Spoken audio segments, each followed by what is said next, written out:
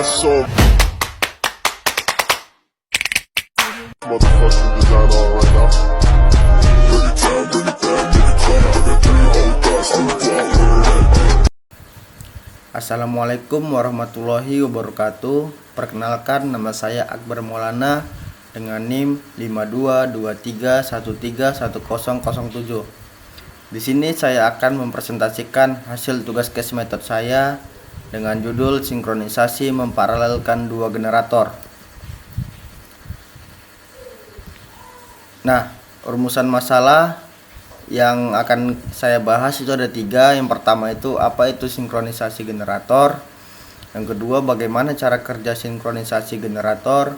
Yang ketiga, apa yang terjadi jika generator tidak disinkronisasikan dengan benar.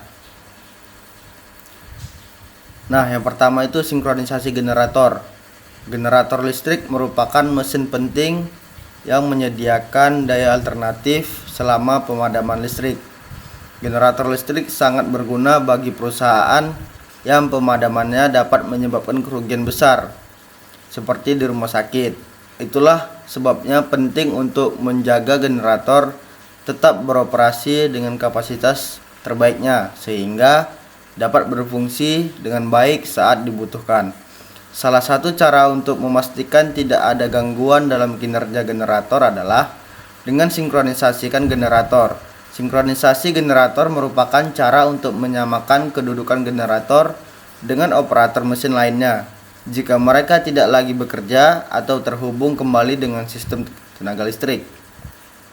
Sinkronisasi generator adalah proses di mana berbagai parameter seperti frekuensi, sistem tegangan, sudut fasa, bentuk gelombang alternator, dan urutan fasa dicocokkan dengan sumber daya lain atau sistem daya. Semua ini dilakukan sebelum menyambungkan kembali generator ke sumber daya. Nah, cara kerja sinkronisasi generator. Sinkronisasi generator dapat menjadi prosedur yang rumit dan memerlukan keahlian tertentu untuk merencanakan dan menjalankannya. Meskipun generator yang berbeda mungkin memerlukan berbagai jenis teknik dan penanganan keseluruhan proses yang berbeda. Ada beberapa dasar yang perlu kita ikuti terlepas dari berbagai faktor. Nah, yang pertama itu sinkronoskop lampu gelap.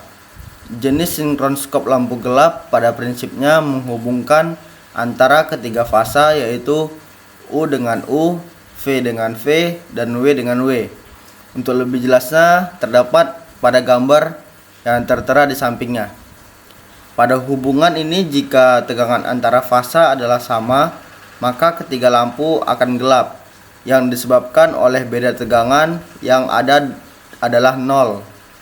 Demikian juga sebaliknya, jika lampu menyala, maka di antara fasa terdapat beda tegangan. Nah, yang kedua itu sinkronoskop lampu terang. Jenis sinkronoskop lampu terang pada prinsipnya menghubungkan antara ketiga fasa, yaitu U dengan V, V dengan W, dan W dengan U. Untuk lebih jelasnya terdapat pada gambar tersebut.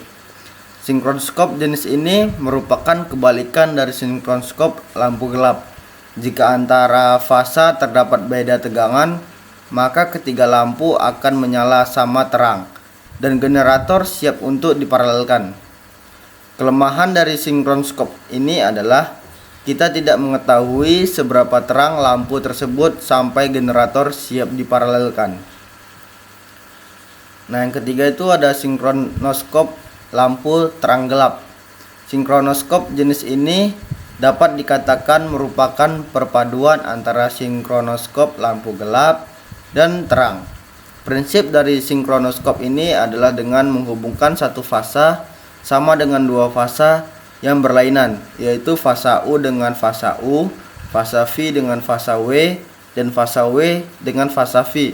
Untuk lebih jelasnya pada gambar yang tertera. Pada sinkronoskop ini, generator siap diparalelkan jika satu lampu gelap dan dua lampu lainnya terang. Nah, masih lanjut dengan yang tadi. Namun apabila persyaratan paralel antar generator tidak terpenuhi, maka yang pertama itu jika frekuensi tidak sama, berdasarkan rumus F sama dengan P konjugat N per 120. Maka terdapat hubungan kesebandingan antara F dan N jika frekuensi tidak sama atau F1 lebih besar dari F2. Maka seolah-olah generator pertama G1 akan menarik generator kedua atau G2. Dan G2 diperlukan sebagai beban atau motor oleh G1. Nah, yang kedua itu jika tegangan tidak sama.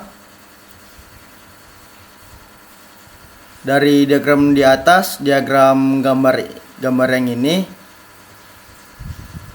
diketahui bahwa G1 dengan tegangan output E1 per fasa dan tegangan G2 adalah E2 per fasa.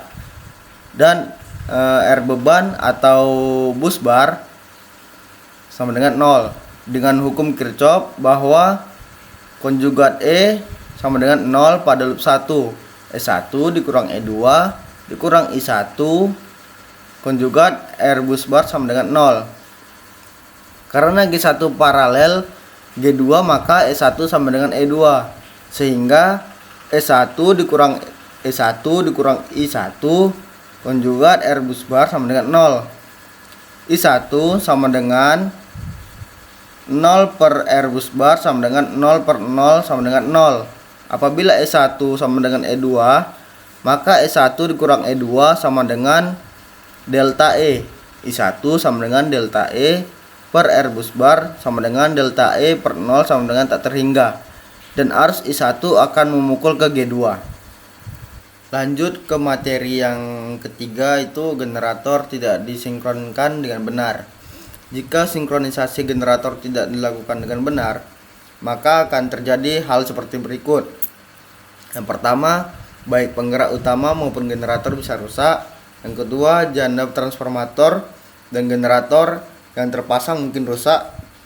Yang ketiga, gangguan pada sistem kelistrikan dapat terjadi. Yang keempat, hal ini dapat menyebabkan generator mati dan kemudian mencegahnya untuk memulai kembali atau mengambil beban. Kerusakan dan risiko yang mungkin terjadi akibat sinkronisasi yang tidak tepat menuntut penanganannya yang tepat terhadap komponen sistem tenaga listrik lainnya dan mengikuti tindakan pencegahan yang diperlukan. Proses ini harus dilakukan di bawah pengawasan profesional sehingga kerusakan dan biaya yang tidak perlu dapat dihindari. Nah, kesimpulan dari materi case method saya yaitu ada banyak masalah dalam pendistribusian daya listrik dalam generator. Untuk mengatasi masalah tersebut, maka dirancang sebuah ide untuk melakukan sinkronisasi generator. Sinkronisasi generator adalah menghubungkan dua atau lebih generator secara bersama-sama. Sinkronisasi mempunyai beberapa kelebihan seperti keandalan, upgrade, dan fleksibilitas.